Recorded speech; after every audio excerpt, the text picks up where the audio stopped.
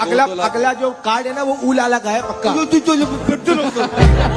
सरफराज अहमद ने सालों मेहनत करके जो इज्जत बनाई थी वो एक गेम शो में जाकर वहाँ खाक में मिला। जी हाँ, हम बात कर रहे हैं जीत ऑफ पाकिस्तान 2020 की सीजन के हवाले से, जहाँ पर एक टीम के कप्तान है सरफराज अहमद भी वहाँ पर शो में, वहाँ पर और कप्तान भी है जैसे हुमायूं सईद, सना जावेद और अदनान सिद्दीकी। दोस्तों, इस शो के दौरान सरफराज अहमद को अदनान सिद्दीकी ने कुछ ऐसी बात कह दी जिसके बाद लाइव टेलीविजन पर सरफराज अहमद की तारीखी चतरोल और बेइज्जती हो गई। फिर उसके बाद फहद मुस्तफा ने भी सरफराज अहमद की बेइज्जती कर दी। जरा आप ये क्लिप मुलाहिजा कीजिए, फिर आप हम आगे वीडियो में डिस्कस करेंगे।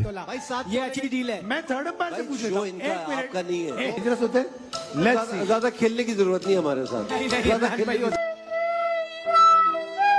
जैसा कि एक क्लिप में आप देख सकते हैं कि अदनान सिद्दीकी किस तरह से सरफराज अहमद के साथ बदतमीजी पे बदतमीजी किए जा रहे हैं, लेकिन सरफराज अहमद कुछ बोल ही नहीं रहे। कुछ अपने आप को कुछ इन्होंने कोई बच्चा समझ रखा है। अरे भाई, आपने पाकिस्तान को चैंपियंस ट्रॉफी दिलवाई है, आप पाकिस्तान क्रिकेट टीम की नुमाइंदगी कर रहे हैं और आप किसी लुच्चे गेम शो में जाकर कुछ इस तरह की अपनी आप की बेइज्जती कराते हैं। ये तो मुसलसल गलत बात हुई। फिर उसके बाद फहद मुस्तफा ने भी सरफराज अहमद का मजाक उड़ाया। फिर अगले दिन जब सोशल मीडिया पर ये क्लिप फैल गई, लोगों ने टीवी पर देखा तो सरफराज अहमद के फैंस और जो क्रिकेट देखने वाले थे, चाहने वाले थे, वो लोग भड़क उठे और सोशल मीडिया और फेसबुक, इंस्टाग्राम पर ट्रेंड चलाई कि इस गेम शो को बंद कर देना चाहिए या अदनान सिद्दीकी को सबके सामने उनसे माफी मांगनी चाहिए। लेकिन जब कल शो हुआ तो अदनान सिद्दीकी मुंह लटकाए हुए सरफराज अहमद से शो के पहले ही माफी मांगते हैं।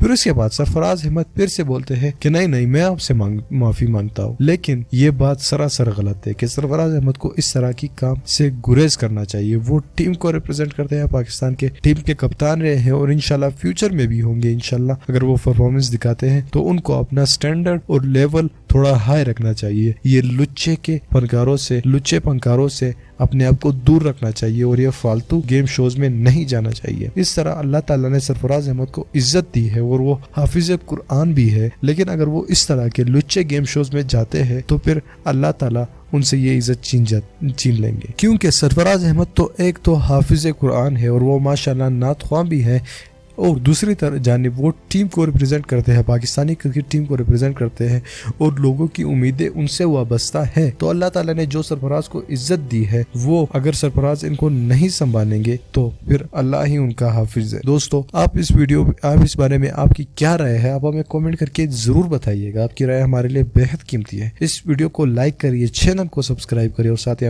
उस बेल आइकन पर भी क्लिक करिए ताकि आपको फ्यूचर की नई अपडेट्स वक्त पर मिल सके। अल्लाह।